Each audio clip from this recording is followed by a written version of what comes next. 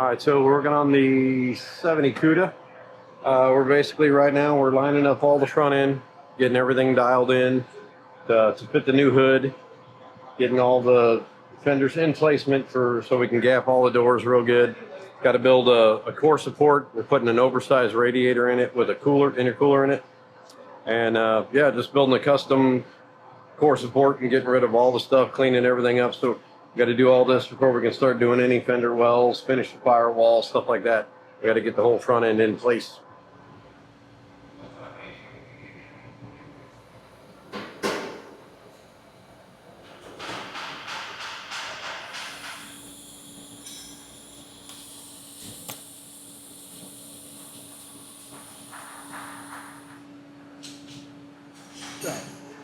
All right, so to get everything mocked up with no core support in it, we had to bolt everything together, bolt the entire front end together, get everything square, tram it in, make sure it's good.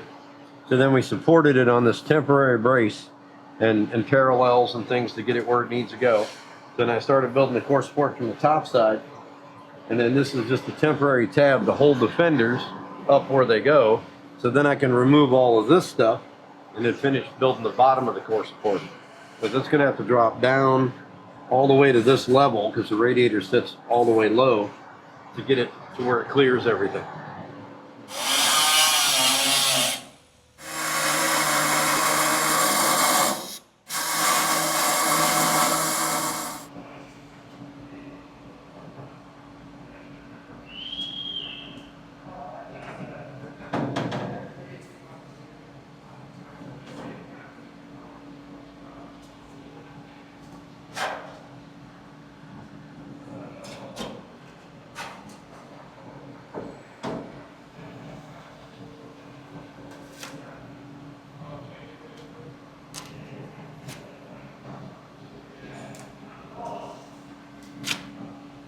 So that is actually where it will be.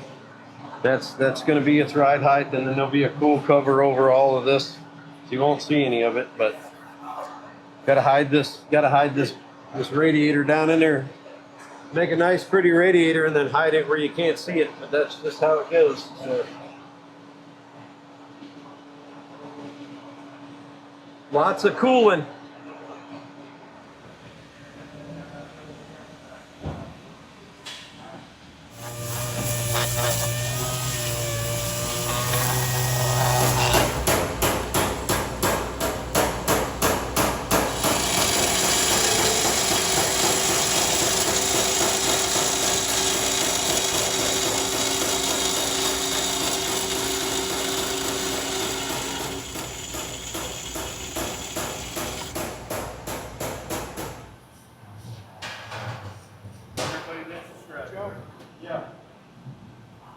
All right, so we got our core support all tacked together in the car and made to fit around everything.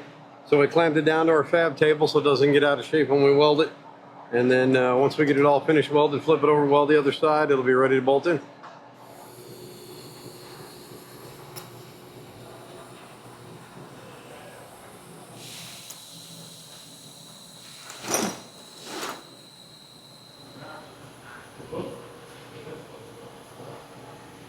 What you get?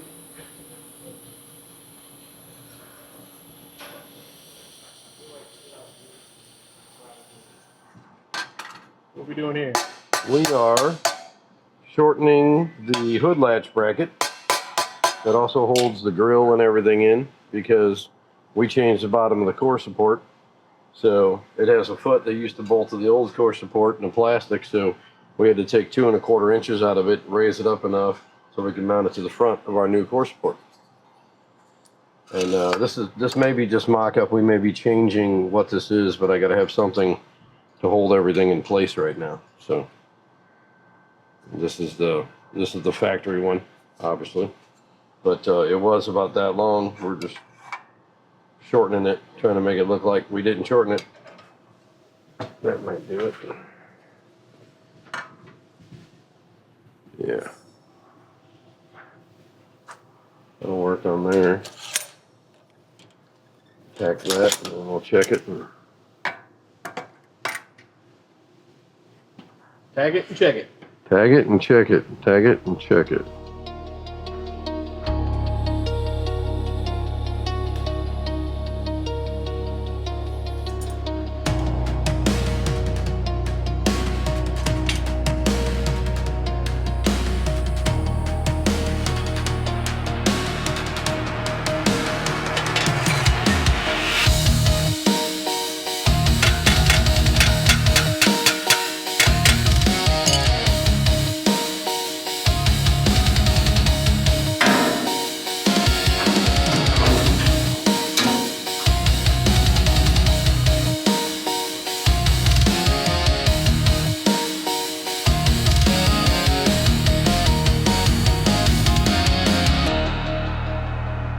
How should fit?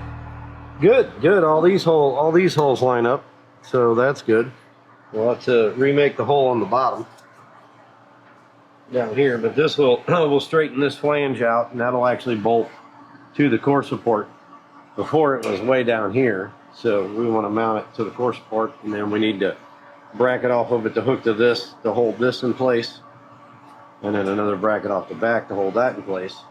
But yeah, no, all these bolt holes line up. There's two there, they both line up after we shortened it, so that should be what we need right there.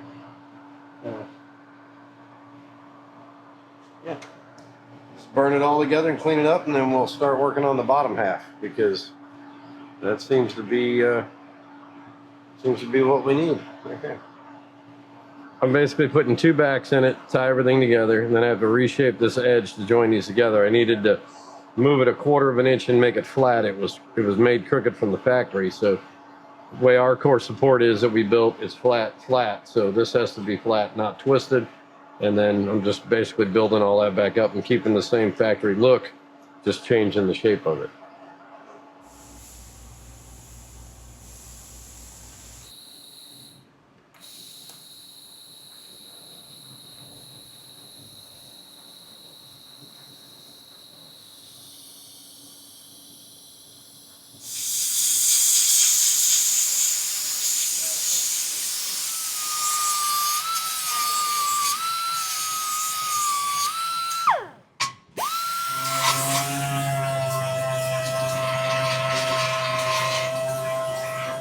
All right, so tell me about this piece you just made. This is the lower radiator mount.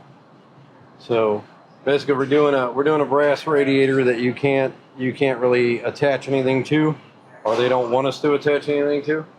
So we're basically building a trough that bolts to the core support that holds the radiator and dampens it and keeps it from moving around.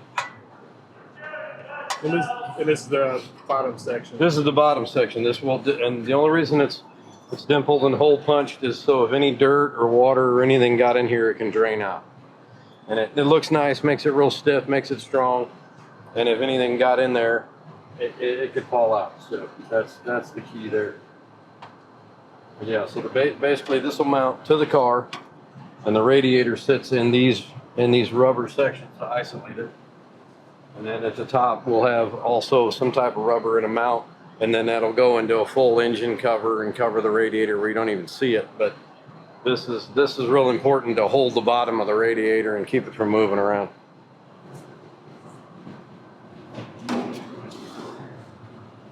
It'll basically mount right there. It'll bolt to the core support, and then the radiator will sit in that.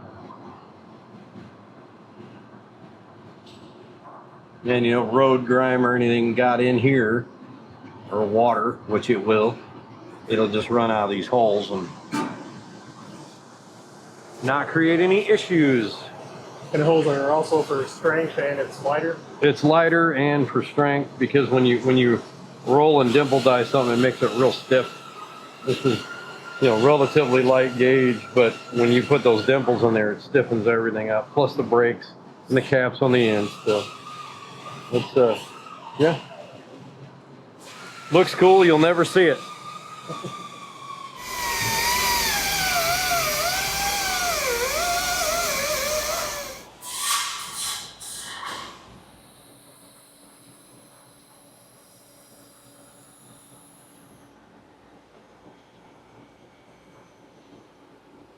Oh, we're just clamping it down to the fab table to make sure everything's flat. And we're getting ready to weld all the sheet metal covers on it. Before we did that, we basically weld through primered everything so nothing can rust behind here. And then we're going to go around and weld the perimeter of this to it. And then it'll become part of the core support. But right now I'm just clamping it down so it stays flat. It's a lot of welding around there. It's going to try to move, so we're going to make it not move the best we can.